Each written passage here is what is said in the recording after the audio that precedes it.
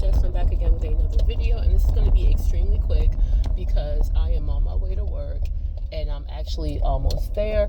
But what I wanted to talk about really quickly is the value of psyllium husk. Okay, if you have not, if you are on a ketogenic diet or you're doing carnivore, you definitely want to start implementing psyllium husk in your diet. Okay, low carb you might not have to, because I'm going to assume that if you're on low carb that you're probably still getting lots of fruits and vegetables. And I'm not saying you might not need it, but I'm just saying, you know, when you take out all those carbs and grains, you know, you're going to have less fiber in your diet, especially if you're focusing on mostly meat, eggs, and dairy. And I'm not gonna lie to you, there's some times where I can eat and not have any vegetables at all. Like, honestly, there's times where I might just bake some wings and eat that by itself. I might not feel like eating. And I love vegetables, but I'm not gonna sit out here and say that I eat fruits and vegetables all the time. There's some times where I have a lot of carnivore days, to be quite honest with you.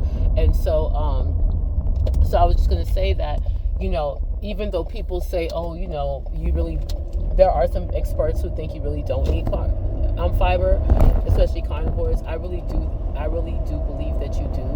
I have seen a lot of people complain that was on keto and carnivore that said they felt like they got really constipated because you're eating so much meat and fat and not enough fruits and vegetables. And I'm not saying that you automatically are going to have issues, but this is for people that do.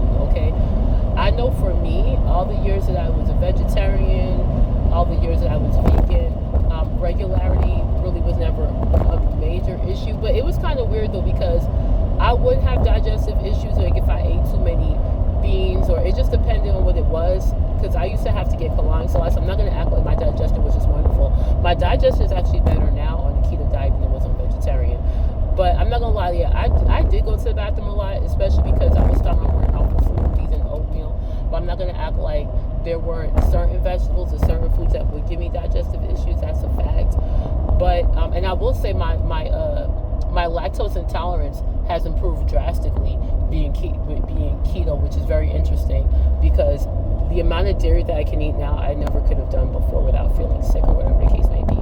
So, but anyways, a lot of people do complain they're on keto because they're not, you know, your focus is more on meat, you know, protein and fat, and they might not eat as much fruits and vegetables like they used to.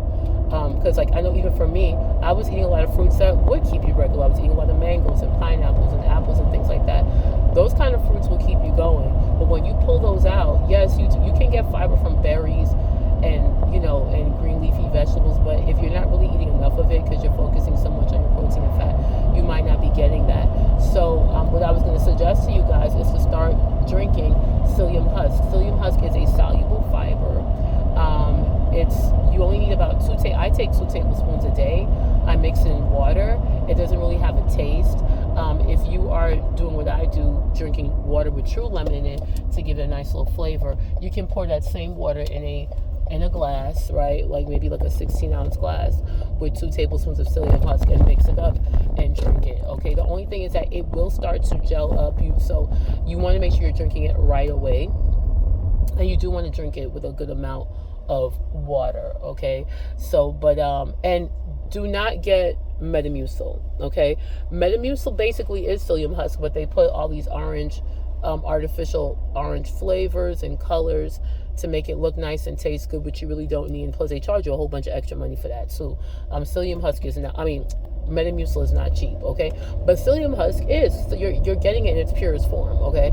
So I know on Amazon I get the psyllium husk, the one I get by the Now brand is like $9.20, okay? And psyllium husk is also good for other things. It's also good to keeping your blood sugar levels down. It also is good for keeping your blood pressure down. It also does give you a full feeling. So when you drink it, you really are not going to have a desire to eat a whole bunch of food. So it also can help with, you know, of course, that will also aid in your weight loss too. And of course, most importantly, it will keep you extremely regular. Okay, so and I know for me, I can tell the difference. That's why no matter what, when I wake up in the morning, I try to make sure, especially during the week when I know I'm busy, when I get up in the morning, I try to go downstairs and make sure that's the first thing I drink, because there have been times that I forgot, and I can, trust me, I can tell the difference when I don't have my psyllium husk. Like, my movements are a lot more of a struggle. So psyllium husk does help to keep things going, because we are on a diet that doesn't have as much fiber as we were eating before. You're not eating oatmeal, you're eating fruits and vegetables, but not as much as you was before. Okay, but anyway, you guys, that's all I got for you. I just got to my job, and I'll talk to you later. Bye.